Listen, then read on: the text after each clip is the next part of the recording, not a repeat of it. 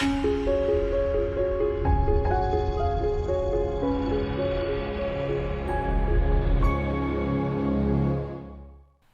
Leyla xanım, xoş gəlmisiniz. Necə gəldiniz ümumiyyətlə bu gün? Yağışlı havada. Soyuq havada. Soyuq havada. Deməzdim mən soyuq.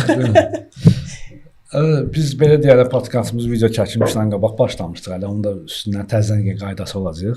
Leyla xanım, sizə belə deyək, bizim ümumiyyətlə bu gün söhbət sırf interyer dizaynı etdi. Amma biz interyer dizaynından başlamamışdan qabaq bir növ sizi tanımaq istəyirdik. Harada təhsil almısınız, ixtisasınız və bura gəlişiniz necə oldu bu sahəyə? Mən ümumiyyətlə Rusiyada təhsil almışam. Elə uşaqlıqdan orada oxumuşam. Orta məktəb, universitet. Mən də belə deyim də, çox belə maraqlı bir alandır. Yəni bu təhsili seçməyə, bu sahəni seçməyə. Desəm bəlkə biraz çox uşaq kimi çıxar, amma ki sadəcə o Tırdamaq diskindən başladı məndə. O həvəs. O üz qabığındakı şəkildə. Üz qabığındakı ilk dəfə bilmirdim. Çünki onda çox gənc yaşlarında idim. Təxminən neçənci illər olardı? Təxminən hardasa deyim ki sizə 2000-2001-ci illər. Yəni onda tam elə uşaq idim. Atam elə yeni kompüter almışdı. Belə korobka monitorlu. Mən də axtarırdım ki, disklər falan alım maraq üçün. Şəklini görüm ki, 4 ekrandır. Onda səhv etmirəmsə Tırdamaq 4-cü versiyaya gedirdi. Belə. Elə aldım bilmədən. Ustanovka yandan sonra görüm 4 dənə ekrandır. Belə başladım oxumağa, araşdırmağa. Onda da internet elə də yox idi. İnkişaf etməmişdi. Yəni Wi-Fi yox idi. Kart idi ancaq. O da kartla hamı ala bilmirdi internet. Qoşulana qədər yarım saat. Qoşulana qədər, bəli. Ona görə bibliotekaya gedirdim, kitabxanalara gedirdim. Orada baxırdım, öyrənirdim ki, bu proqram nə üçündür və gəldim ki, interyer dizayn orada düzəltmək, yığmaq olur və elə məndə həvəs başladı. Mən bu sahəni seçdim. Mən o vaxtlar yadımdadır. 2003-cü il idi təxmin. Yox, 2002-ci ilin yanvar ayıydı. Mən 2003-cü ilin hərbi xidmətdən yeni gəlmişdim. Yəni kompüter hazırlığı edirdim kurslara. O kompüter kurs yerində Tırdamaq gördüm 2002 versiyasını. Orada açılan kimi çaynik çıxırdı. Onu tərif etmək falan belə. Qeyri-adi gəldi. Tipot çıxırdı belə, deyirdim maraqlıdır, görəsən nədir. Bu necə olar, necə eləmək olar? Elə maraq yarandı. Bəli. Mən də təhsildən qabaq, ali təhsildən qabaq, arada bir 5 il rəssamlıqla məşğul olmuşdum deyə. Bir növ orada da qalmışdı, amma ixtisasım sonra biz gənclik illərimizdə 90-ların, 80-lərin uşaqlarını bir növ həvəsləndirilər daha çox hüquqşünas kimi, həkim kimi, yəni polis olmalısan kimi belə bir ixtisaslar. Bəli. Məndə də musiqi istədilər, yönəltsinlər. Amma yəni də incəsənətdir. Yəni incəsənət amma ki tam yəni başqaydı. Başqa sahədir. Biz belə gəldi. İndi bizdə belə bir sahədə Azərbaycanda çox sahələrdə olduğu kimi bu sahədə biraz dağınıqlıq var da interyer dizayn sahəsində. Interyer dizayn edəndə Azərbaycanda sadəcə olaraq AutoCAD, Revit və ya 3D Max Maya kimi proqramlar düşünülür. Amma bu dizaynın 3-cü, 4-cü hissəsidir. Bu daha çox texniki tərəflərdir, virtual tərəfidir. Interyer dizayner olaraq, ilkin olaraq kim olmalı, kimdir, necə təsəvvür olunmalıdır interyer dizayner obraz olaraq? Biz o maraqlıdır. Çünki müştəri müraciət edəndə həmin o insan tipaj, dizayner tipajı necə olmalı? Düşüncə tərzi, baxış bucağı, danışıq tərzi.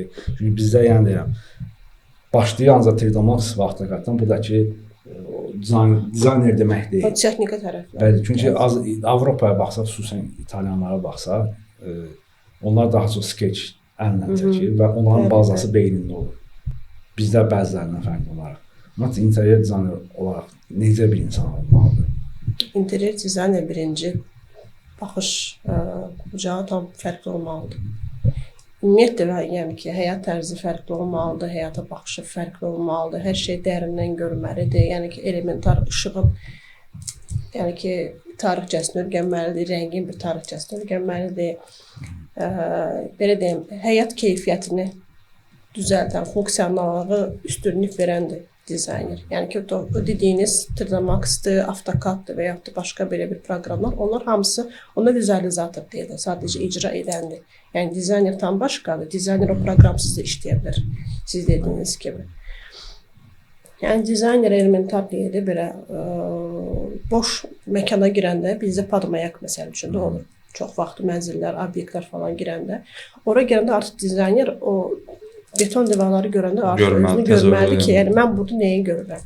Mən burada bu rəngi görürəm, mən burada məsəl üçün bu elementi görürəm, bu dekoru görürəm, işıqlandırmanı mən burada belə görürəm və artıq onda ideya yaranır, fantaziya yaranır ki, oturub onu rahat işləyə bilir. Bu interyer dizayneri belə deyək də, təbiəti tanımalıdır yəqin ki. Əlbəttə ki, təbiəti tanımalıdır. Çünki bizdə aslında bir çox nakavıçqaq deyək də, dizayner, dırnaqarası dizaynerləri götürsək və ya həqiqətən həvəsi olub gələnləri götürsək, işlərinə baxsaq, fərqi yoxdur, işlədiyi iş yaşayış obyektidir, yoxsa qeyri-yaşayış obyektidir. Heç nə yoxdur, sadəcə obyekti dəyişir. Bu masanı götürdüm, bura qoydum, bu divanı götürdüm, ona qoydum və ya rəngini dəyişdim, bu oldu dizayn. Bu işdə ümumiyyətlə birinci başlayanda, müştəri ilə görüşəndə bu proses necə başlamalıdır? Müştərinin fikri alındı, istəyi nəzərə alındı və keçirib artıq texniki tərəflərə. Biz bildik ki, siz qeyd etdiyiniz kimi dizayner beynindən başlamalıdır, düşüncə tərzindən və həyat tərzindən başlamalıdır. Çünki qanunda axmalıdır və o bilgiləri necə köçürür dizayner. Çünki mən bunu izləyən başqa yeni başlayan sahələr dizaynerlər bilsin. Biz bu işə necə başladıq? Məsələn, müştəri ilə görüşdük, tam istəyin nəzərə alındı, müqavilə də bağlandı, tam istəyi götürüldü və artıq prosesə başlanmalıdır. Bu proses necə başlamalıdır? Mən həmişə deyirəm ki, dizayner psixoloq olmalıdır. Yəni, qarşında oturan müştərinin həyat tərzini öyrənməlidir, onunla söhbət eləməlidir, onunla çalışmalıdır ki, dost olmalıdır. Elementar xaricdə məndə bir neçə layihələrim var idi, biz müştəri ilə görüşəndə oturub, yəni işi qoyurduq ikinci plana. İlk növbədə tanış oluruq. Yəni, insan necə tanış olur, arası gedəndə bir. Xarakterini tanımaq. Bəli, yəni dost kimi. Kofe içib, söhbət etmək, həyat tərzini, məsəl üçün ailəm var, uşağım var, uşaqların məsəl üçün nə təhsil alır, heyvanı var, heyvan saxlayır. Yəni hər şey öyrənməlidir. Yəni iki dost necə söhbət edir tanış olanda. Mən bu işlə məşğulam, mən məsəl üçün hobbilərim budur. Mən məsəl üçün nəyi sevmirəm, nəyi qəbul edə bilirəm, nəyi qəbul edə bilmirəm. Dost kimi söhbət edəndən sonra artıq keçid edilir ikinci etapa, işə. Və orada dizayner texnikaya zadanya verir. To есть orada suallar olur. A4 kağızını mən həmişə elə edirəm. A4 kağızı sualları oradan seçir. Məsəl üçün, mən bunu istəyirəm və bunları qəti istəmirəm. Və ya da bir söz var, deyirlər ki, müştəri həmişə düzdür. Bəzindən deyir ki, müştəri həmişə səhvdir belə falan. Amma ki, orada belə deyim də, zaltay sericin olmalıdır. Onu Azərbaycanca necə deyirlər? Qızıl məxrəc. Yəni, ortaq bir məxrəc olmalıdır, bəli.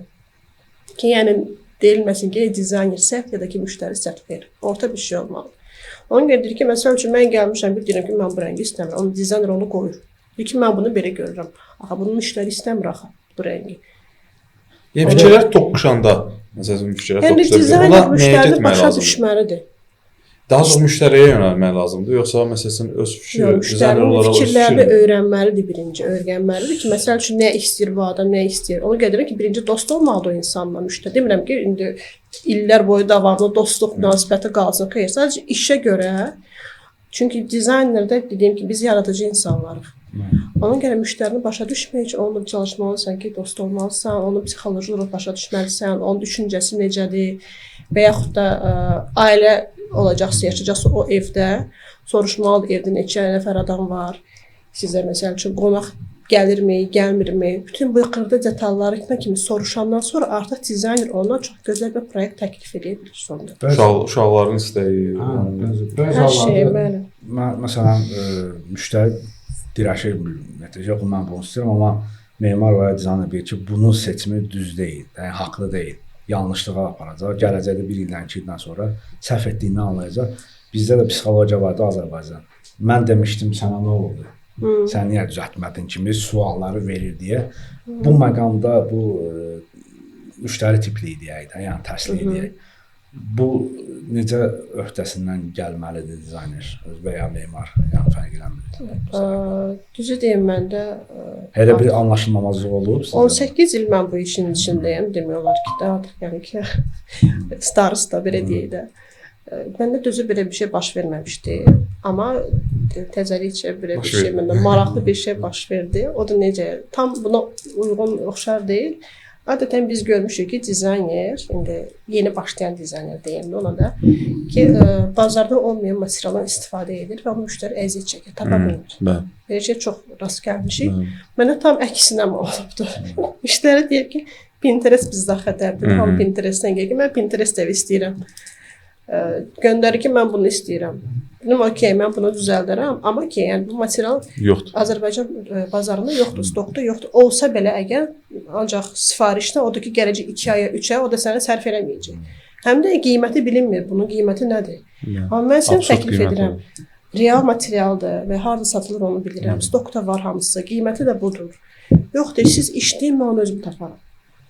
Belə müştəri ilə deməyəcəm ki, yox mən işləmirəm. Tamam, istəyirsənsə okey, amma Tapıb gətirə bilərsənsə, müştəri olaraq da, yəni ola bilər. Bəlkə müştərinin elə bir əlaqəsi var ki, məsələn bilir, amma dəqiqdirsə də, yəni ki, həqiqətən də bilirsə. əlaqəsi yoxdur. Ümumiyyətlə bu sahədə heç anlayışı yoxdur. Prosta deyir, prosta görür, prosta deyir. Mən Pinterestdə bunu görmüşəm, mən bunu istəyirəm. Yəni mən də çox şey istəyə bilərəm.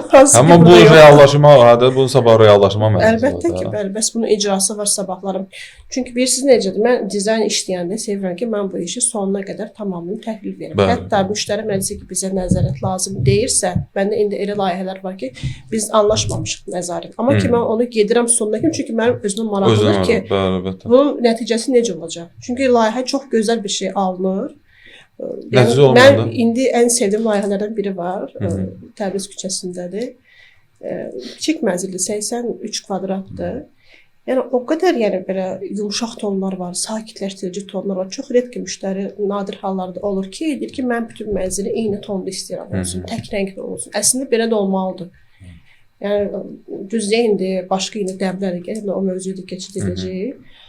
Amma çox vaxt deyir ki, məsəl üçün həmin otaqları birini bu rəng istəyirəm. Baxırsan ki, tam başqa uyğun gəlməyən tonlardır. Amma bu düzgün deyil, yəni interior dizayn qarmanik olmalıdır, qarmoniya olmalıdır mənzilə girəndə. İnsan bütün gün üçün var bizim indiki zamanədə həyat tərzimiz, əsəb, stres, bütün gün telefonda, internetdə, adam yüklü evə girəndə insan sakitləşmək istəyir. Ona görə buna uyğun da gözəl bir qarmanikdir, bir rənglər seçmək və bu mənzildə o tipdədir, sevdiyim tipdədir. Sadəcə deyirəm ki, mən sizdən heç nə istəmirəm, sadəcə mən sonuna kimi istəyirəm, gedim gəlim, nə lazım olsa, bir yerdə gedib seçərik, eləyərik. Yetər ki, bu nəticəsi çox gözəl olsun. Dəyişiklik çünki vurulmuşam o proyektə mən dəqiqətən. O da bizdə bir müəyyən qədər məsələn anlaşılmazlıq yaradır. Müştərilər var, məsələn ödəniş ödəyəndə, belə deyim də, işi layihəni bitirəndə siz demiş, məsələn, ola bilər ki, o nəzarət olaraq danışılmadı da, müştərinin razılaşdırılmadı. Müştərilər elə fikirləşirlər ki, bəzən, çox vaxtı, çox rastlaşmışıq da, elə fikirləşir ki, ödənişi ödəyir, axırıncı ödənişi fikir versən ki, ödəmək istəmir, deyirsən ki, nə olub, nəsə problemi, deyir ki, mən də ödənişi ödəyəndən sonra siz ola bilsin, sonra sizi tapa bilmədim. Deyirsən ki, yəni, məsələn, normal bir dizayner, təbii ki, işin marağındadır ki, bu işi keçən dəfə mən də qeyd edirəm. Yəni bu iş kağız üzərində qalmasın, reallaşsın. Yəni mən bu işə vaxt sərf eləmişəm, bunu işləmişəmsə, bu marağı mən istəyirəm real görüm də. Real görəndə bir başqa bir ləzzət daxil. Yəni onun ləzzəti bizim üçün fərqli birdir də. İndi bəlkə qıradan baxan onu başqa cürə başa düşür, amma bir dizayner üçün o fərqli bir duyğudur, hissdir. Yəni hər şey sizin öz əlinizdə. Adam görür, və fikirləşsən ki, mənim bu çəkdiyim layihə filankəsin evində reallaşdı və o qalacaqdır da. Yəni ən azından belə deyək də bir 10 il, 15 il bu adamın evində qalacaq və sənə qoyduğun bir layihədir də, imza atdığın bir layihədir. O maraqlıdır. Əslində dizaynerin özünün də maraq çərçivəsindədir. Bəzən amma müştərilər onu fərqli başa düşürlər. O müştəriləri də qınamıram mən. Çünki bu sahə içində o qədər məsələn fərqli problemlər, insanlarla rastlaşırlar ki, istəyir ustaya olsun, istəyir dizayner olsun, güvən çox azdır bizdə, yəni xalq olaraq azdır. Onu düzgünləşdirmək üçün, aşılamaq üçün düzgün adamlara indi rastlaşmalısan ki, rastlaşanda istərsəməz bir normal dizaynerlə, bir normal belə deyim də, bir qadı heyəti ilə işləyəndə, işi təhvil alanda, onda müştəri inam yaranır. O müştəri inam yaranır. O sabahlar ki, məsələ deyir ki, yox, dizayner işləmək lazımdır. Əlbəttə. Amma bir dəfə bir düzgün olmadı. Var ki, məsələn, bir neçə layihələrdə görmüş ki, baxırsan sonradan adama müraciət edirlər ki, məsələn deyir ki, hə bizdə dizayn işləyib, amma problemlər olub. Nədir problem? Məsələn ölçü yoxdur. Ölçü verə bilməyib, işçi layihə verə bilməyiblər. Yəni o da böyük bir qlobal problemlərdən biridir Azərbaycanda ki, dizaynerlərin çoxusu vizualizatordur, amma işçi planına görə onu verə bilmir.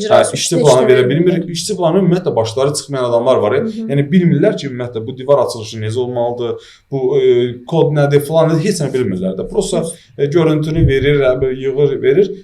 Müştəri elə dizaynerlə işləyəndən sonra nə olur? Təbii ki, onda mənfi fikir yaranır. Mənfi fikir yaranır və başqasına da dizayner məsləhət görmür.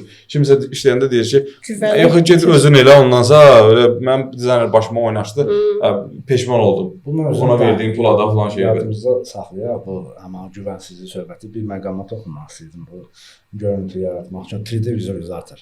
Mən də təxminən 2008-2009-cu illərdən başlamışam bu sahəyə, amma son 2-3 ildir demək olar ki, sırf 3D vizualizasiyayla məşğulam.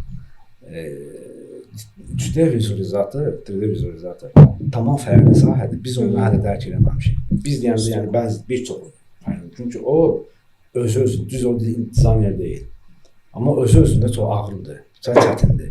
Yəni bəziləri özünə 3D vizualizator deyə bilər, amma heç də elə deyil. 3D vizualizator da həmçinin dizayner olaraq interyer dizaynerindən anlayış olmalıdır. Materialın keyfiyyətini bilməlidir. Əlbəttə. Sonra işıqdan anlayışı olmalıdır.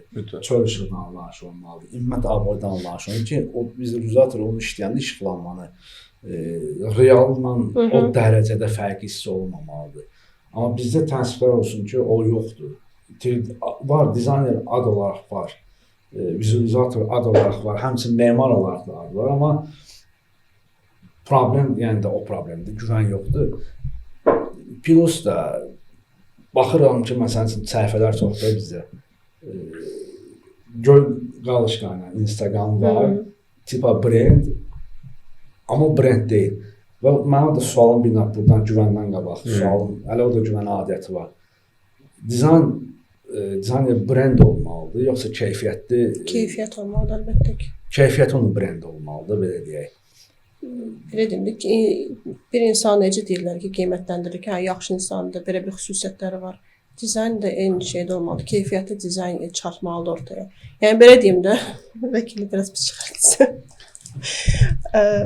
Glamurlu dizaynerlərimiz çoxdur, hansı ki göstəriş üçündə, yəni ki çıxırlar ki, mən falan yerdəyəm, pastayam, aktivəm. Düzdür, mən yəni protiv deyirəm, yəni okey, çıxa bilərsənsə hansı yerlərə gedə bilirsən, amma göstəriş tam başqa şeydir. Yəni göstəriş başqa, amma nəticə rezultatdan başqa şeydir. Yəni sən mənə nəticə ver. Elementar məsəl üçün işə düzəlməyə gedəndə hansısa panyanın yanına gedirik ki, mən filan universiteti bitirmişəm, filan mənim məsəl üçün sertifikatlarım var. Amma sənə işə götürən deyir ki, okey, sən bura niyə gəlmirsən? Sən mənə nə köməklik göstər, nə dəstək kimsən mənə bura gəlmirsən? Baxır ki, bu buna uyğun deyil, sadəcə danışır. Amma əldə bir şey yoxdur. Yəni əldə bir sənin bir materialın olmalıdır. Sən deməlisən ki, bax mən bunu bacarıram, bunu edirəm, bunu etmişəm hətta. Göstərməlidir ki, canlı mən bunu eləmişəm. Okey, materiallara başını çıxırmı? Bilirsənmi bu material necədir? Harda var? Bu sualları veriləndən sonra. Amma elə dizayner var ki, sadəcə qəşəng şəkildə çəkdirir, paylaşır, orada burada. Siz dediniz ki, mavi tikdə alırsa oldu brend. Jurnal, abloşka. Amma o deyil axı.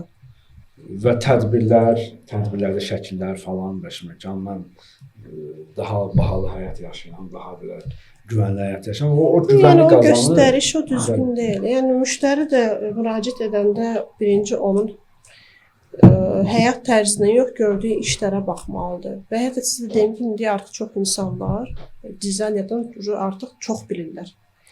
Baxanda artıq onlarda anlayış var. Mənə neçə dəfə zəng gəlib ki, bəs sizə görür ki, ölçüləri, hamısının maştabları düzgün verirsə, deməli sizdə anlayış var. Benim, vallahi yəqin ki, çünki mən özüm tərifləməyi sevmirəm, yəni ki, nə var onu deyirəm. Ola bilər. Elə müraciət edirlər. Amma elə müştəri də var ki, yox, hətta indi yadmamışdı, bir dizayner mənə yazmışdı Instagramda ki, bəs gəlin əməkdaşlıq edək, mən bəs neçə yerin dizayneriyəm, peşəkaram falan, nə bilim, nə dedim, okey, yaxşı, səhifəsini girdən baxdım, o qədər görünməli bir şəkillər gördüm ki, yəni, belə deyim də sizə, kondisyonerlə televizoru bir eyni səviyyədə asıblardır. Qapının hündürlüyü aşağı, masştab mənim yoxdur. Yəni şəkilə baxanda deyirəm ki, hamısı bu deyil. Amma xeyli otur baxırsınız ki, tədbirlərdə falan, orada, burada, kostyumlarda, bahalı həyat, bahalı maşın. Sadəcə üzərinə insanların gözünü aldatmaq üçün ki, mən belə kultur dizaynerim, yəni mənə müraciət edə bilərsən. Amma ki, baxırsan ki, işləri bunu o deyil.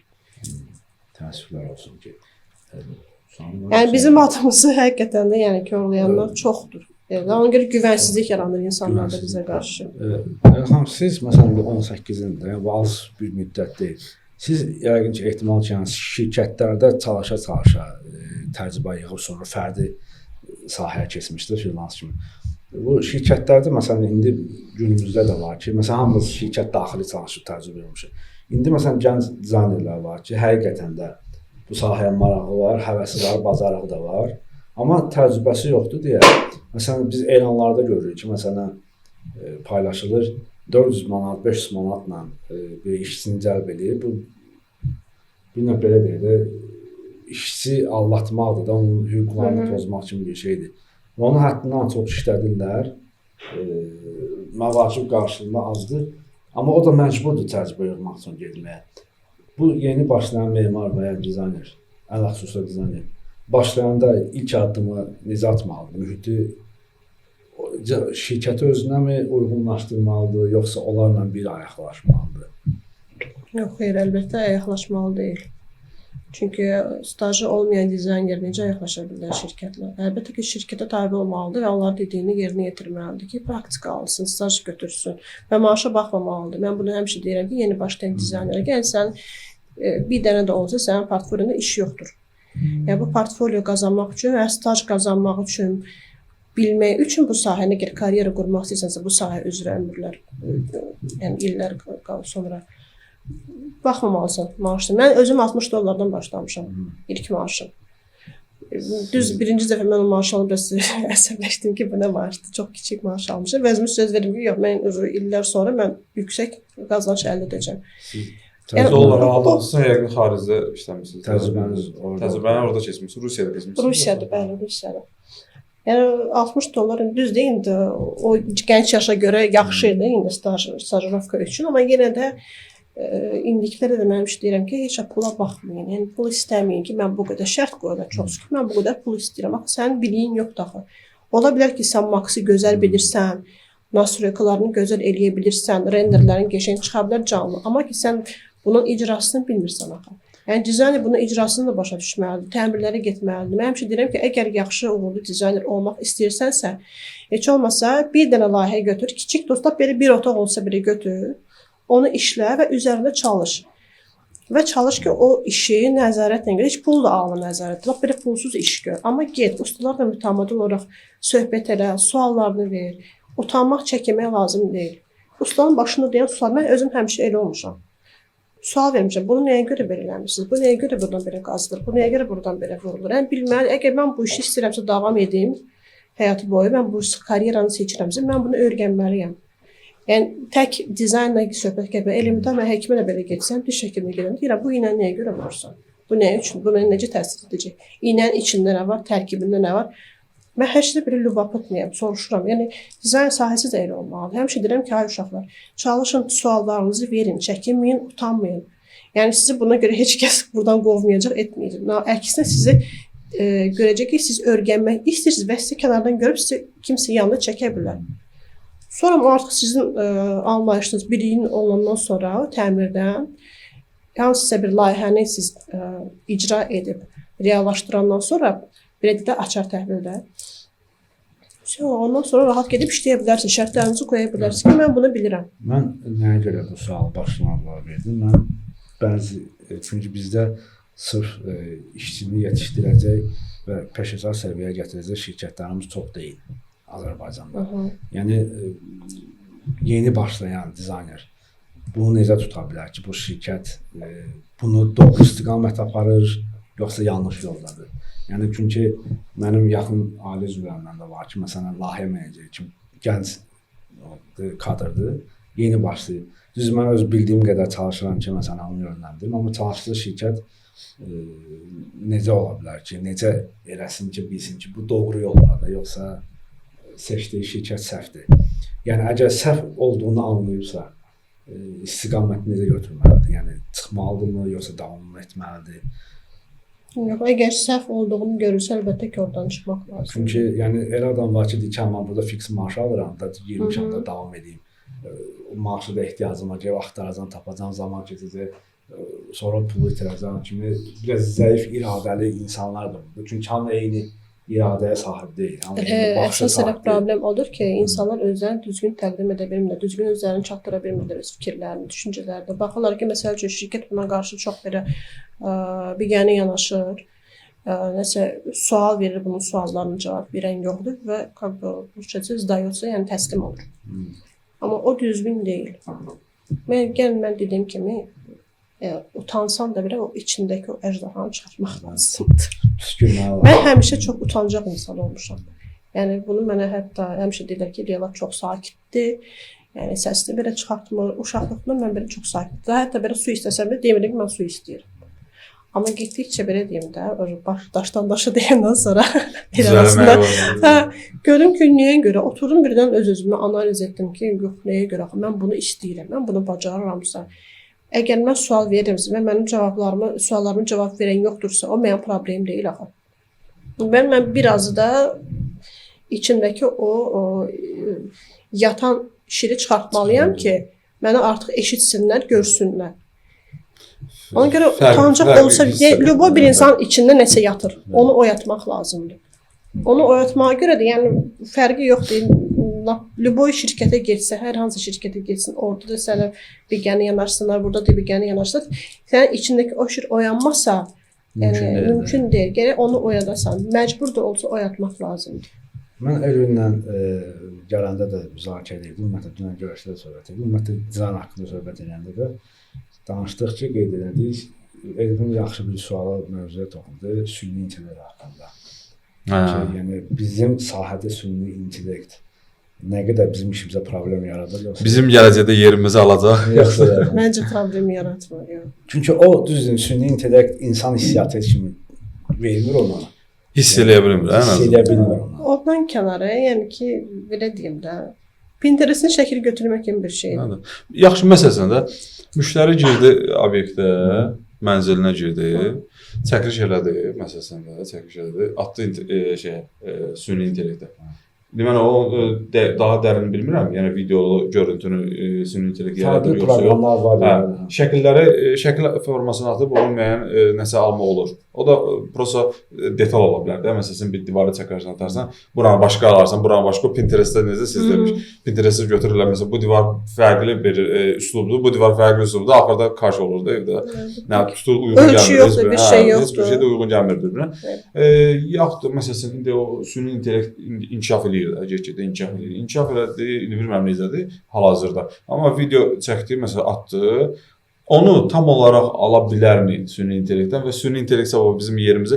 Mənə görə insanların yerini ala bilməz. Ümumiyyətlə, insan faktoru heç vaxt nə qədər də texnologiya inkişaf eləsə də yenə də öz o insanın beyni, onun belə deyim də, toxunuşu, hissiyatı məncə həmişə yerində qalacaq. Mən elə fikirləşirəm, amma bilmirəm orada, yəni zaman çox sürətlə hər şey inkişaf edir və elə məsələn biz baxırıq demək aşağı-yuxarı indi üçümüzdə, yəni həm o tərəfə, həm o tərəfə yaşadıqda, yəni texnologiyanın olmadığı bir dövrdə gördük uşağımızı və olduğu dövrdə gördük. Biz son 20 ilin içində texnologiya nə qədər güclü inkişaf elədi, onu da adam istəyir. Hətta ki, hələ də elələr var ki, hələ bizə bəlkə də gəlib satmayıb, daha yüksək bir məqamdadır. Mən 82 ildə doğulmuşam, belə deyək. Mən o vaxt 90-larda mənə desəydilər ki, belə bir smartphone telefon aldı, mənə deyərdim ki, uçan maşınları nədir ki, yəni belə düşünərdim. Amma 3 ildən 4 ildən sonra sənin sözü qüvvət, ola bilər ki, bu daha çox update olunması, bu süni intellekt. Yeni dərəcə sənin sözü qüvvət, yəni düzdür, ola bilər, olmaya da bilər. Amma toxunuşlar başqa şeydir. Məsələn, yəni insan toxunuşu başqa şeydir. Adi məsələ seçim edirik də. Deyək ki, bəzən olur da, məsələn, biz müştərilər deyək ki, kafenin şəklini at baxın, məsələn. Deyirəm ki, kafenin şəklini atıram mən sizə.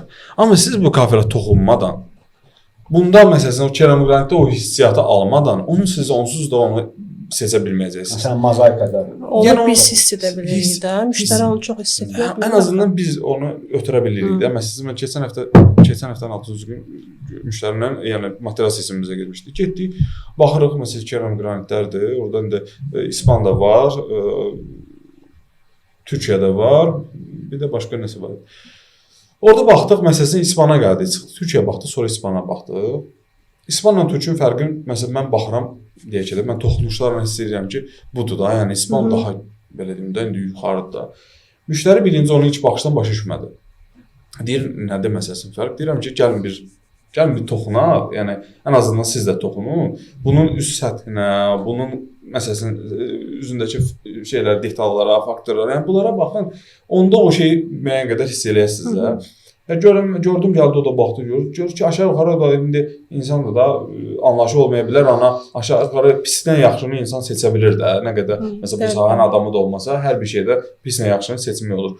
Gördüm ki, hə məsələn bax, sonra mənim dediyimi təsdiqlədi, dedi ki, hə bu olsun. Bu daha gözəldir. Mən də hiss edirəm ki, bunda o hissiyatı istəyirsən ki, o da ala bildi. Amma mən onu sıraz aldım. Yəni girdim, baxanda gördüm ki, bu mənə daha xoş gəldi. Həm onun dizayn forması, onun üstündəki detalları falan, teksturası.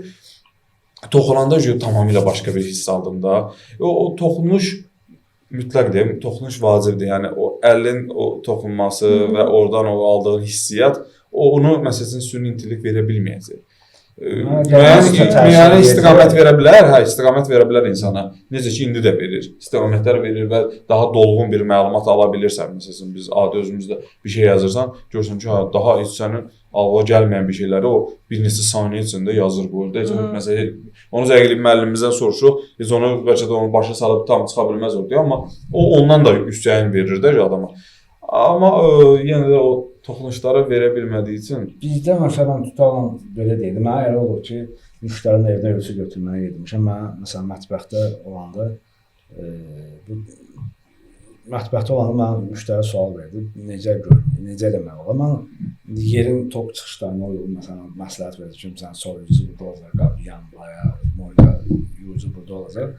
Verdiysən o suallar verdi. Yəni çünki bu təcrübə əsasən, yəni mən ona qədər artıq neçə dənə təcrübə keçəndən sonra o təcrübə mənə hardasa belə deyək, çox kömək gəldi. Amma Pinterest orada kömək eləməyəcək də bizə. Çünki Pinterest bizə sadəcə görüntünü verər, amma yerində onu hesablamaq, beyində işlədilmək kimi şeylər verməyəcək.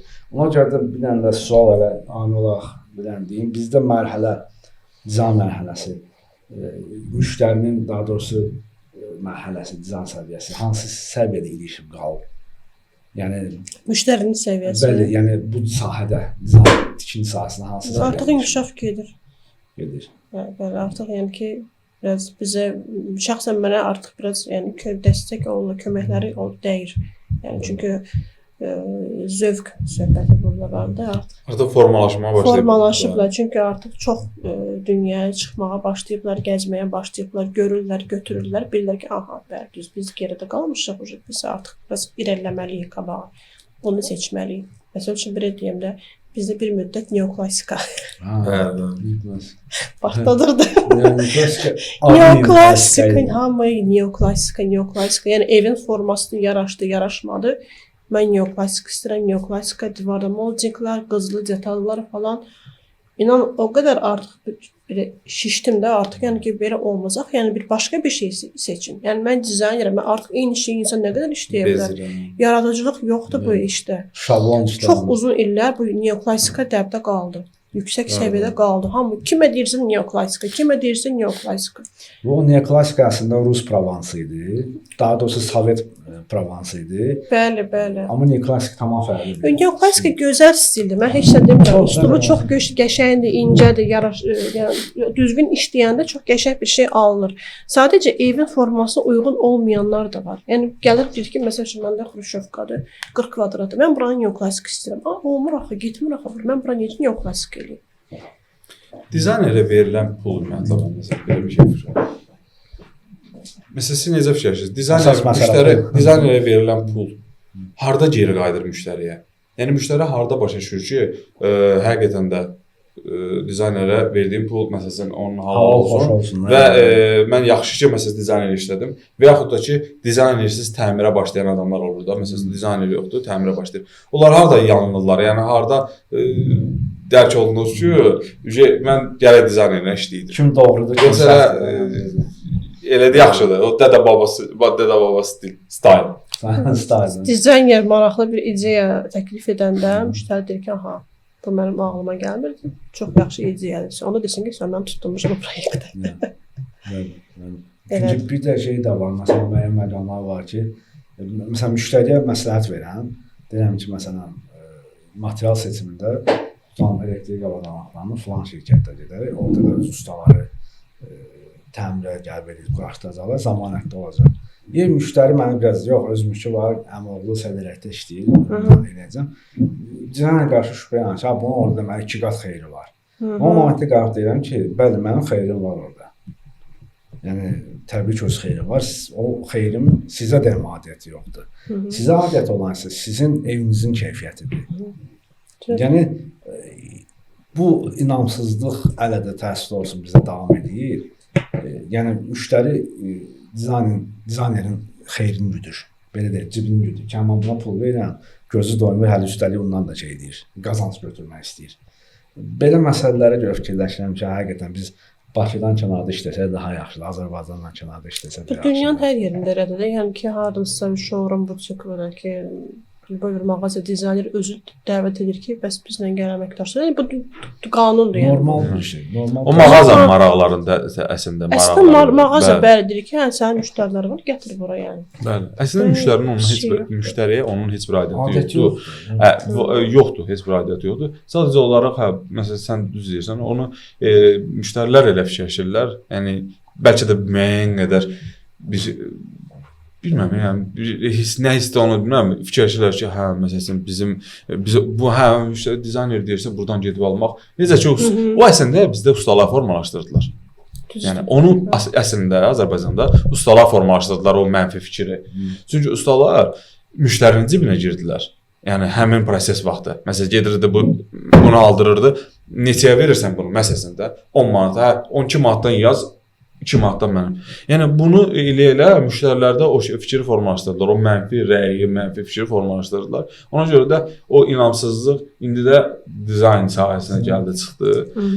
Və hələ də görsən ki, hə, məsələn o yanaşmalar var. Amma düzgün belə deyim də işi başa düşən, qavrən insanın əslində onun əhəmiyyəti olmamalıdır. O fikirləşməlidir ki, mən bu gün gedib bu şeyi daha rahat şəkildə seçirəmsə, bu insan mənə bunda kömək eləyirsə, niyə də məsələn bu insan oradan nəsə qazanmasın? Yəni mənə bu sərf eləyir. Mən bunu məsələn gedib başqa yerdən alanda daha baha görürəm ki, ala bilərəm və düzgün seçim edə bilmərəm. Bu gedib həm seçim edir, həm də mənə bunu mənim aldığımdan daha aşağı qiymədə alırsa, vaxtı bir dəqiqə vaxt belə baxanda elə ən vacib şeydir də insanın da həyatında, hamının həyatında. Yəni sən deyək ki, bizim sahə məsələn dizaynerdə biz bu işlə məşğul olsa, başqası bir başqa sahədədir, sənin belə deyim də müştərin. O başqa bir sahədədir. O hal-hazırda onun da orada vaxtı qızıldır. Məsələn orada 1 saat itirir, bəlkə də filan qədər məsələsində belə deyim də pul itirir. O gəlib elə səninlə gəzəndə eləyəndə bir 2 saat, 3 saat və yaxud da sənsiz gedib gəzsə, o 2-3 saat, 4 saat, 5 saat daha artıq olur. Çünki məsələn dizaynerə gedəndə 1 saat seçiləni, təbii ki, indi normal dizaynda 1 saatda seçiləni müştəri özü 4 saatda seçə bilər və yaxud da seçməyə də bilər. Mən bir məsələn müştəri başıma gəldi. Müştəri getdi seçim eləməyə, bir xanım idi. Seçim eləmədə proses edir. Seçim eləyə bilmədilər. Bir gün, 2 gün. Sonra mənə zəng elədi ki, bəs siz gələ bilərsiniz, gəlib seçim eləyək. Dedim, mən görərəm də, sardasınız, məsələn, filan mağazada. Okey, demir, gələrəm, məsələn, yarım saatda gəlirəm. Getdim, 1 saat çəkmədi. Bizim orada seçim eləməyəm. Çünki mən gedəndə avtomatik beynimdə bilirdim ki, nə üçün gedirəm və orada nəyi seçəcəm. Çünki mən dizayn vermişdim. Bilirdim ki, nəyi seçəcəm orada. Və daha rahat edim mənə seçməyəm. Getdim, dedim ki, bu olacaq, bu olacaq, bu olacaq. Okey, orada hə, məsələn, bunu yox, bunun yerinə bunu eləyə bilərik. Ücə fikrimiz formalaşdı. O da rahat oldu. İnan, o qədər rahatlaşdı. Hiss elədim ki, o üstündən də bir yük götürüldü də. Sonra gördüm ki, üzü gülməyə başladı ki, stresdən çıxdı həqiqətən də. Yəni o da özü də bir stressdə. İndi material seçimi ən çətin işdir. Düzdür. Ən çətin işdir. Ən məsuliyyətli işdir və ən çətin işdir. Yəni bu sahədə ondan çətin yoxdur. Biz yenə müəyyən qədər biz bu işin içində biraz daha rahat seçim elədiyimiz üçün bizi çox yormur, amma müştərini o daha çox yorur.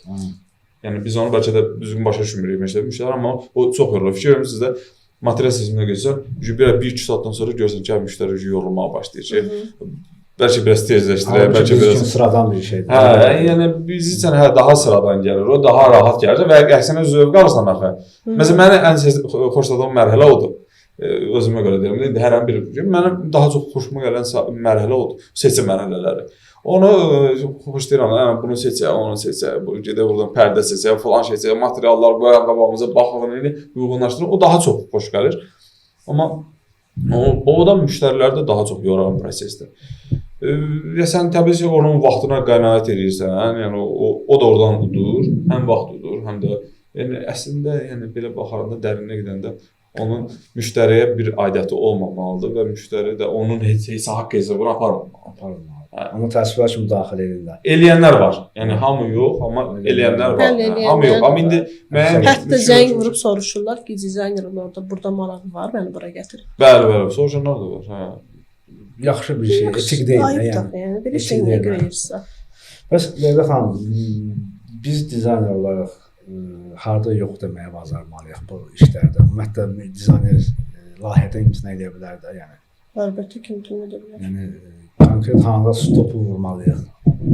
Yəni düzdür, hər bir şeydə qırmızı xətt var. Dizaynda çox saylı dəyişikliklər olanda artıq dizayner yox deyə bilər. Çünki mən ona bir dəfə başıma gəlib, hətta layihənin pulunu da ödənişinə görə qaytarmışdım. Yəni 1500 manata yaxın pul aldım müəyyən. Aldım, sonra onun üstünə müəyyən miqdarda xərclənmişdi hətta. Onun üzərinə qaytarıb, yəni özünə qaytarmışdım. Vardır təxmini baş vermişdi 6-7, 8 il bundan qabaq. 2019-da 7 il bundan qabaq baş vermişdi. Təxmini bu aylarda idi, yanvar, fevral ayı. O nə istədiyini bilməyən adamlar olur da ən çox. Ondan da kənar. Məndə keçən il idi, hardasa yay aylarındaydı. Cavan ailə idilər. Çox cavan, yəni yeni evlənmişdilər. İkisi baxırsan ki, yaşları da çox azdır, gəncdirlər ikisi də. Və bunlar evdə Alisa, deyək ki, biz hər otaqda Alisa sistemi istəyirik. Bunlar köyə oxşayır. Bunlar da ki, yeni nəsildəndirlər. Peki də pastayanlı belə texnologiyadır, inkişaflar falan, bunlar da yəni yaşayan insanlardırlar. Bilirəm, yaxşı eləyərəm. Mən də ümumiyyətlə mən hansısa bir işi görəndə o mütəxəssislərin məsləhət alıram ki, yəni bunu mən necə edə bilərəm. Alisa dedim, yaxşı Alisa, hər otağa kolonkalar harda olmalıdır. Məsləhət aldığım şirkətlə ki, bəs mən bunu necə edə bilərəm, hardan qoya bilərəm, məsafə divarı nə qədər olmalı ki, səs dönəndə o səsi eşitsin ki, sənə reaksiya versin. Çünki tavan hündürlüyə çox şey rol oynayır. Hər şeyi etdim, qayda qanuna uyğun etdim, göndərmişəm. Deyir, kolonka çox yaxındır, ortadadır, bəs biraz görünməyən yerdə olsun. Deyirəm, bunu mən görünməyən yerə qoysam, o sizin səsi reaksiya verməyəcək, eşitməyəcək. Yoxdur, bunu ora qoy. Mən də indi gözlərimdə düz o sakitlik hələ biraz qalıbdı, xəstəlikdə, amma ki bir yerə qədər. Dedim, yaxşı, görüm bu nə istəyir mən. Nəysə qoydum, gizli bir yerə qoydum. Baxlar, hə, bizə okeydir, qane eləyir, işləyək dərş. Dedim, işləyək, amma birinci siz maraqlanın, siz ümumiyyətlə hardan bunu sifariş edəcəksiniz? Biz hələ bilmirik, rus dildir, amma pakan yüzünə bilmirik. Dedim, bəs siz birinci axtarın bunu, hardan sifariş edəcəksə, bunları kim gəlib quraşdıracaqsa, görün, düz çizilib, bu çəkilib. Ha, yaxşı, gedib maraqlandılar. Dedilər ki, böyle şey olmaz, axı, bu kolonka gizlini qoymuşsa, kolonka sən necə işləyəcək? Neyse elə gördüm, bunlar yenə məndən spor eləyirlər, yox bunu belə eləyin. Dedim, mən sizdən işləmək istəmirəm, mən öz əsəblərimi kördürmək istəmirəm, mən öz adımı bu layihədə batırmaq istəmirəm. Çünki yenə də nəticədə bunu mən çizmişəm. Bunların geri qaytardım, qəpiyinə qədər, heç oradan işlədiyim pulda çıxmalı. İstəmirəm. Z generation'la işləmək bir çox hallarda çox çətindir, ümumiyyətlə söhbət edəmək. Bir var ki, qadının fikrini alıb işi işləyəndə daha rahat olur. Olsa əsas sonda qərar verən çox evdə qadınlardır da istərsəniz. Yəni o normal bir şeydir. Yəni ailə evdir. Evdə də daha çox vaxt keçirən qadındır. Onsuz da O keçən dəfə harda danışdıq. Bir kişiyə demək olar ki, evdə heç yer verilmir. O qədər ev almır. Bir dənə balaca bir kabinet də olmur da, çoxlandı. Nadir hallarda olur da. Yəni kişilər üçün demək olar ki, heç nə olmur da evdə. Bir özünün güşəsi olmur. Əsas elə uşaqlar, qadın, yəni bu fikir. Məsələn, qadının mətbəxdə daha çox qadınlar üçündür falan. Yəni kişiyə bir güşə də verilir. Ha, mən işlədiyim bir layihədə oğlan tək yaş idi. IT sahibi, IT mütəxəssisi idi. Onun evin işləri çox rahat idi. Yəni subay idi deyə yaxşı şeydi. Amma ondan sonraki ailə evləri həqiqətən kişiyə balaca daha küncüz bir yer verdi. Oturub çörəyi, bayrada, yəni belə bir şeydi. Yəni bir şey evdə adətən, amma elə adamlar var ki, tutalım ki, məsəl üçün bayram günləridir. 3 gün, 4 gün evdə olmaq şərtində, amma kişi evdə otura bilmir. Yəni nə ilə məşğul. Qadın ev yığışlarında kişinin qovur ki, gedərdə yəni oturub artıq əşya kimi baxırlar da belə deyək, amma yəni deyirəm, bizdə hələ çox həqiqətən formalaşmayıb. Mənim bir müştərim var idi, maddi cəhətdən imkanlı idi. Deyirdi ki, əslində deyir, mən çox başqa şey istəyirəm evdə. Amma deyir, həyat yoldaşım tamam farklı şey istəyir, amma deyir, pul nə qədər olsun, dəyəri fərqli deyil. Yoldaşım nə istəyirsə onu ver. Yəni belə seçimlərdə də artıq müştəri qalır.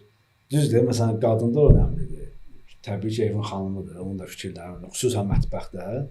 Amma təəssüflər olsun ki, kişilərin fikirlərinə o qədər çox yer vermirlər. Yəni, belə hallarda mən çalışıram ki, heç olmasa 40%, 30% olsa kişinin istəyi nəzərə alınsın. Burada bir dənə də sual vermək istəyirdim. Məsələn, müştəri, məsələn, Elvin Şəyəlevin özünün öz müştəri bazası var, hərənin öz müştəri bazası var. Dəstək xəttimiz var. Müştəri niyə Leyla xanım Cabbarlını seçməlidir? Yaxşı sualdır. Bunun cavabını heç vaxt düşünməmişəm gözümüzü. Amma belə deyim də, mənə dediklərinə görə deyirlər ki, bəs внешний faktoru da, belə deyək də, görünüş. Məni hətta bir neçə ildir tanıyırlar ki, qısa saç, uzun boylu Açgiri xanım. Elə deyirdilər. Həm də ki, tatuirovkaya görə, qolumda tatu var. Ona görə biraz maraq ola bilsin, cəlb edildim. Düzü, mən bu obrazı, yəni ki, bilərək cəmiyyətə görə yaratmadım. Yəni, mən bunu deyilərək ki, hər insan özünün arxetipi var. Mən arxetipi özümdə tapdım və mən özümü kənardan belə görməyə başladım. Və bu obrazı özümdə yaratdım ki, mənə belə daha rahatdır. Mən belə özümü uyğun görürəm. Nəsə belə nəticədə hətta belə bir şey baş vermişdi bir neçə illər bundan qabaq. Mərdəkanda bir sifarişim var idi. Çox böyük sahə idi. Getdim və xanım deyir ki, köməkçi idi. Deyir ki, bəs sizdən qabaq da bir başqa dizayner gəldi, amma onu istəmədi müştəri. Dedim, nəyə görə? Deyir, onlar maşınsız gəlmişdi. Maşınsız gəlmişdi? Hə, bir Bakıdan Mərdəkana maşınsız taksi ilə gəlmişdi. Onun üçün bəlkə yəni maşını və bəlkə sürmək istəyirəm. Çünki məndə doğru ki, mən hətta maşın sürməyəm, yəni ki, taksi ilə gedə bilərəm. Mən dünən Sumqayıta getdim, elektrik götürdüm, getdim. Məsəl üçün, probkalara görə, probkada nəyə görə dayanmalıyam mən, vaxt itkisidir. Dedim, ola bilərdi, indi maşınsız deyim. Deyir, yoxdur, müştəri deyib ki, yoxdur, əgər dizaynerin maşını yoxdursa, mən o dizayner deyim. Yəni, belə bir düşüncələr də var müştərilərə ki, hər detala fikir verilir ki, bəs biri də demiş ki, bir dənə dizayner gəlib, sportivna şalvarda, ayağında klasik ayaqqabı ilə gəlmişdi, uyğun, yəni dizayner vidi yox idi onda. Amma sizdə məsəl üçün geyim baxımından siz daha uyğun gəlir, çünki biz sizə güvənirik. O bizdə yaygın bir məsələlərdən biridir. Yəni məsələn maşına fikir verilir, maşına fikir verilir, görkəmə fikir verilir. Görkəm müəyyən belə tərəfdən haqlılıq var görkəmdə. Çünki belə deyim də, bir insan dizaynerdirsə, yəni yaradıcıdırsa, özü də biraz yəni o fiqur olmalıdır da, yəni yaranmalıdır. Yəni birinci belə deyim də, öz görünüşünə toxunmalısan da, yəni belə pis bax. Yəni ən azından geyim rəngləridir, bir-birinə uyğunluqdur falan. Yəni bunlar bu adamın üzərində yoxdursa, deməli ki, bu sənin işlə də biraz yanaşması fərqli olur. Belə o müəyyən qədər bəlkə düzgündür, amma məsələn maşınla gəlməmək falan o düzgün yanaşma deyil də. Bizdə prosta o var. O çox yerdə bizdə var. Fikirlərim ki, hətta hansı maşınla gəlir, necə. Yəni ondan nəyi onlar fikir verirlər. Məsələn, daha bahalı maşınla gəlirsə, deməli bu dizayner daha yaxşı qazanır. Və daha yaxşı qazanırsa deməli daha işi çoxdur. Belə yanaşma var. Amma ya, o biraz aldadıcı bir şey də ola bilər də. Əlbəttə, Mən dediyim kimi məsələn göstəriş götürərəm dostumun yəni. maşını, gedərəm məsələn Rent-a-car. O keçən də sağ alırlar 200 min, 300 minlik maşından. Yəni Ferrari-dən gedir. götürdüm rent-a-carda tanış rent-a-car var. Yaxud fərqi yoxdur. Rent-a-carda getdim məsələn 100 manat verdim, 50 manat verdim. Ən bahalı maşından birini götürdüm, getdim məsələn deyirəm. 100 qalıb götürmə. Mən 2 saatlıq götürdüm. Yəni getdim göstərişdi necə istəyirəmsə, getdim çatdım ora, düşdüm. Onda başqa vaxtlar ki, bu falan kəs məsələn Range Rover-la gəldi, falan kəs nə bilim falan şeylə gəldi. Bizdə nə dəyişir? Yəni bu əgər bu verirlər fikir bizdə bu bir insanın ideyası yoxdursa, sabah sənə nəsə verə bilməyəcəksə, yəni ortaya iş qura bilməyəcəksə, bizdə ondan gəlsin halə bilməyəcək. tanınmış zannələrdir. Hal-hazırda Nyu-Yorkda yaşayan İlkin Qurbanov. Avtomobili şəxsin avtomobili olmayıb. Yəni belə deyək, taksi ilə deyib gəlirdi. Hə, İlkin sürəmir yəni ona görə. O da məsəl üçün yəni öz işi ilə seçən adam olur. Mən də sürə bilməm, mənim də avtomobilim yox. Mən heç vaxt avtomobilim olmayıb. Məndə var, mən sürmürəm heç vaxt. İndi də taksi ilə gəlirəm. Hə, yəni mən də taksi ilə gəldim. Düz bura bu gün taksi ilə gəldim. Evdən həmişə aparıb gətirir. Yəni belə adətən obyektə gələndə taksi ilə gedirəm. Yaxın bizə yol piyada getmişəm. Yəni bu düzdür, hardasa müştəri ona fikir verir, amma o birisi tərəfinə fikir verir. Düz göz alladır insanlar, amma O deyir geyimlə qarşılayıb Amma indi ağınla dəyişib. Ona görə deyirəm ki, indi artıq müştərilərin düşüncə tərzi də dəyişib. Artıq ona çox az fikir verirlər. necə ki indi bir ara daha çox dəbdə idi. İndi bilmirəm azalıb yoxsa yox. 500-600 manatlıq maaşla iPhone 17 kreditlə götürür. Məsələn, ayda 300 manat kredit verir, amma onu zəng eləməyə telefon axtarır. Belə bir hallar, belə kontraktları, yəni belə hallar bizdə də, bizim sahədə də var. Çox təəssüflatsızca seçilir iPhone də. tərəfdarı deyirəm, beşlə bilmirəm. Yəni bəli, o düz geyim mütləq şəkli nədir? Ayaqqabı, geyim olmalı, amma Mən 3 ildir telefonumu dəyişmirəm. Bu mənə rahatdırsa mən nəyə görə dəyişeyim? Bütün məlumatlar illər boyu içində, 3 ildir kontaktlar içində. daha doğrusu 4-cü ildir bunu işlədirəm. Bundan qabaqki telefonu 10 il işlətdim. Yaddaşı zəif idi, artıq məcburuna getdim. Yəni eyni effekti verirsə, eyni görüntünü verirsə, əsas yəni sizin qeyd etdiyiniz kimi dizaynerin təcrübəsi, baxışı Əsas yaxşı nəticədir. bəli, nəticədir. Biz məsələn bizdə çoxsunuz insan dizaynerlərin çoxu. Məsələn mən həmişə gələndə istənilən fəsildə havayda baxıram. Yəni buludların o bozun əli çalar dedik. Yəni o buludların da çaları var. Adi məsələn yağış yağmamışdan qabaq torpağın rəngidir, yağış yağanda olan torpağın rəngidir. Yəni yarpağın məsələn payızdan yaza olan keçid dövrü var məsələn və ya yaydan payıza olan Niyə keçid dövrü var. baxırsan? İlham alırsan onlardan. Bəli. Çünki orada yaşıldan sarıya keçənlər var, tünc sarıdır, var, sarıdan qırmızıya keçən dövrü var və ya solan dövrü var. O məsələn Color paletdə sən onları yaradırsan. Çünki mən o rəngə toxunmağı çox sevirəm. Yəni Ümumiyyətlə dərinə getmək çox yaxşı şeydir. Hər şey araşdırmaq, maraqlanmaq, soruşmaq. Mən indi məsəl üçün astronomiya çox maraqlanıram. Mənim marağımdır, yəni ki, biz necə yəni burada yaşayırıq. Yəni bunları araşdırıram və hətta bir-iki dənə ideya gəlib, yanıma dizaynı uyğunlaşdıra bilərəm. Yəni dizayner hər şeydən maraqlanmalıdır. hər şeydən biraz. Biz çünki tворческий insanlarıq biz. Yəni ki, biz любой bir nöqtəyə baxsa, bir stakana baxanda bizə bir ideya gəlməli ki, mən nəsə belə buna suya aid bir şey yarada bilərəm. Biz hətta məsəl üçün belə deyək, biraz primitivdir, amma ki maraqlı bir şeydir. Mən biraz flora fauna biraz çox maraqlı olan. Sərçələrdə götürəndə məsələn erkək sərçə ilə dişi sərçənin gözəlliyində fərq var. Ümumiyyətlə dişi və erkəkdə seçsən heyvanlar. Erkək daha gözəldir. Heyvanlarda da. Bəli. Sən erkək sərçənin çənə hissəsində, sinə hissəsində naxışları daha çoxdur. Dişisində isə sadədir. Hə, düzdür. Yəni Bir də şey götür, şirlə məsələn dişi şir erkək. Xarizma söhbəti. Amma mən orada daha çox naxışlara fikir verirəm. Məsələn, istər o kakadu, o papuqayın növüdür. Onun tüklərinin nə qədər o baxırsınız tünc göynən qaradır və qırmızı gəlir. Heç bir nadirəti olmayan rənglərdir. Amma perixotlar o qədər gözəldir. Yəni onun arasında biraz sarılıq da qatılıb. Yəni Allah o qədər gözəl yaradıb ki, rəngi o qədər palitranı o qədər gözəl yaradıb ki, perixotlar o qədər gözəldir. Məsələn biz bir otağı məsələn Tondovskinin işləyiriksə, məsələn qırmızı kərpicdən ani olaraq tam tünc sarıya keçə bilərik. Amma onların arasına detal bilan qoya bilərik, tam fərqli bir rəngdə. Bu perixotu daha da maraqlı edə bilər. Təəssüf olsun ki, bizdə o yoxdur. Yəni Məsələn, buna görə çox yeni başlayan tələbələr, dizaynerlər deyirəm ki, yəni təmasda təbiətlə daha çox olun. Yəni düzü texniki tərəflər mütləqdir.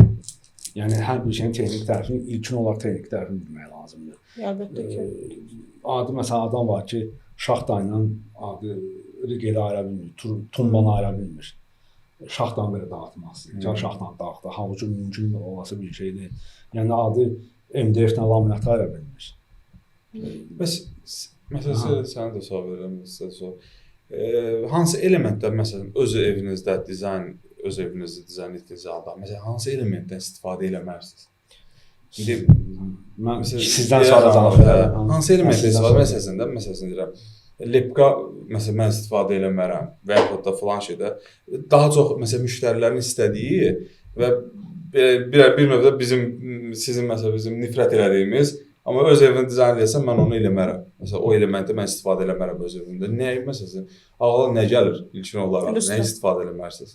Lüstr istifadə etmirəm. Zalda da ümumiyyətlə yoxsa başqa otaqlarda? Hər yerdə lüstr istifadə eləmərsiniz. Ümumiyyətlə layihələrinizdə istifadə edirsiniz lüstr? Çalışıram ki, etməyim, amma ki elə müştəri var ki, deyir ki, hökmən lüstr. Yataq otaqlarında məsələn.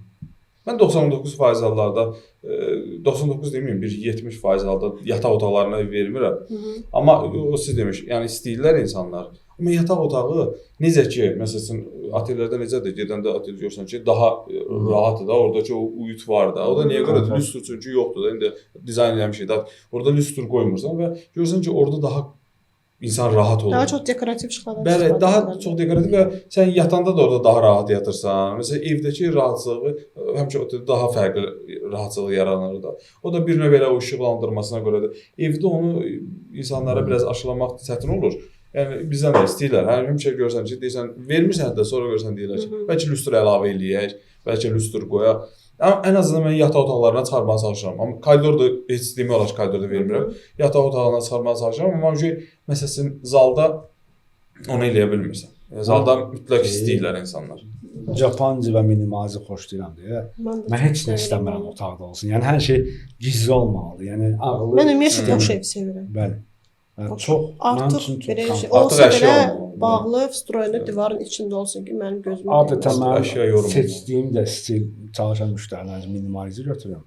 Çünki o Japonca'da minimalizm o qədər özümü rahat. Çox adam elə bilir ki, minimalizm asandır və bir şeydir. Ən çətindir çünki orada hər şey texniki tərəflər önəmlidir deyə. Bəli, gizli Pinterestdən tutmuş gizli işıqlara qədər funksiyalarını bilmək lazımdır. Həm bahalı təmirdir. Minimalizm həmişə bahalı. Yuxarısından bahadır, amma çox adam bilmir. Bahalı təmir sayılır və funksionallıq falan onlara hamısı texniki tərəflərini götürəndə həm o bahalı söhbət, həm də ki daha çətin işdir minimalizm. Amma çox komfortdur. Çox brend, mənim üçün çox komfortdur. Həm insan üçün rahatdır da qalmaq. Elə bir ev mənzildə, evdə oturmaq. Yaponlardan gəlmədi, Şərqi Asiyadan, xüsusən Yaponlardan gəlmədi o. Onlar çox xoşlanmırlar. Samuray evində belə deyək, Japonca minimalizm. Amma özüm də yəni orada minimalizm. Mən özüm şəxsən gələcəkdə inşallah evimi yenidən ev alıb və ya evimi yenidən təmir etsəm, mütləq şəkildə minimalizm üstündə. İnşallah. Çünki adi məsələn televizor belə divarçı olmalıdır. O belə adama lazımdır. Minimal çıxıntılar və mətbəxin özü belə gizli olmalıdır, gizli qapaqlar düz. Sadəcə masanın özü oturduğumuz pufikə kimi sadəcə görüntü ola bilər. Çünki aşkarda olan pufik divan ola bilər. Masanın özü də. Çünki bu ola bilər çox adam ki qəribə gəlir. Amma son belə deyək, gənc ailələrdə Z generation deməzdim. 30-40 yaş arasında olan gənc ailələr, hansı ki o yaşlarda evlənirlər və ya təhsilimi Avropada olur, Amerikada olur. Onlar görürəm ki, həqiqətən Japonca minimalizm verirlər. Yaşlı nəslin əksəriyyəti yox, amma orta nəsildən biraz aşağı olan insanlar daha çox. Siz astronomiya dediniz, belə o üslub yazmışdı, Feng Shui üslubu var, Feng Shui. Orada da daha çox astronomiya falan, bu onların vacibiyyəti var da, büzdə, energetika, Feng Shui, daha çox məsələn mən bir dəfə işlədim Feng Shui, onda bir həkim idi. Adam özü Feng Shui nəzəriyyəsini bilirdi, təmiz əzbərdən bilirdi də hər şey. Düz bizim onda məlumatımız az idi açığı. Hani gəldi bizə dedi ki, bəs belə bir dizayn işləmək lazımdır, Feng Shui. Biz bilmədik. Yəni adını eşitmişdik, hər şeylərdən bilirdik. Ümumi məlumatımız vardı da o nəzəriyyə kimi keçmişdi. Bilirdik, hə. Amma onu detallı şəkildə bilmirdik və o biraz çətin işlərdən biri gəldi mənə. Düzdür, maraqlı idi, amma çətin idi. Çünki hər bir məsələn orada necə idi? Deyək ki, otaqdır, məsələn yataq otağı. Onun yerləşməsi, baxışı, məsələn bu o mənə məlumatları necə verirdi? Məsələn uşağı var, deyək ki, 2 oğlu var, yadımdan elə qalıb. Çoxdan olub, bəlkə də 10 il var. Oğlu var idi, məsələn 2 oğlu var idi. Biri falan yaşlardır, biri falan yaşlardır dedi. Məsələn birinin bürcü falandır, birinin bürcü falandır. O ona görə deyirdi ki, məsələn bunun yerləşməsi belə olmalıdır, bunun məsələn baxışı belə olmalıdır, günəş buna otağına falan yerdən düşməlidir, falan bu. Yəni o qədər dərin bir şey idi ki, mövzu idi ki. Amma biz indi ona dizayn verdik də, belə deyim də. Bu onun istədiyi uyğun olaraq dizayn verdik. Amma onun evi maraqlı alındı, həqiqətən çox maraqlı bir ev alındı. Hansı biz Pataloku zadı, hər şeylər də mənə o çox xoş gəlmişdi. Həm fərqli bir yəni praktik idi, həm də maraqlı bir son sualı vermək istəyirəm. Sən var? Dizayner cəmiyyətdə nəyi dəyişə bilər?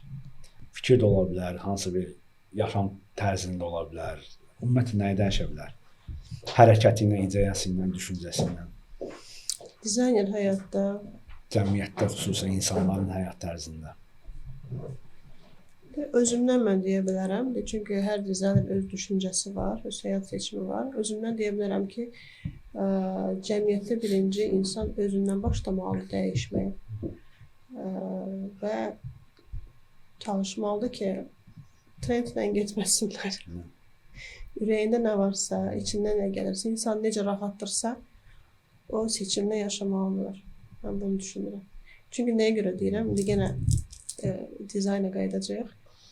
Hər ildən ilə yeni trendlər çıxır da, yeni üslublar çıxır. Məsəl üçün, bir vaxtlar minimalizm, sərt minimalizm, sonra yumuşaq minimalizm gəldi, bu bukle falan, bu oval mebellər. İndi də gəlir premium luxury minimalizm gəlir bu illərin təbə. Artıq daha təbiətin rəngləri ilə. Çünki hər ildən ilə yeni şeylər çıxır və insan bunu hər il təmir etməyəcək ki, yəni trendi görə. Ona görə çalışmalı insan ki, biraz qarışıq üslublara eləsin. Məsəl üçün, bu divanı götürə bilərəm 70-ci, 80-ci illərin divanın modelini indi sadəcə remix edib, onun başqa hansısa teksturana rəngdən istifadə etmək. Məsəl üçün, bu divar səthini də götürməliyəm. Məsəl üçün, 2022-ci ilin sərt minimalizmi. Və burada da rəngləri götürüm 2026-cı ilin dopamin stilindən bu rənglərdir. Və elə artıq dizayn dəbdən düşmür heç vaxt. Çox sağ olun Leyla xanım, dəvətimizi qəbul etdiyiniz üçün. Təşəkkür edirəm dəvətiniz üçün. Çox sağ olun. Minnətdarıq.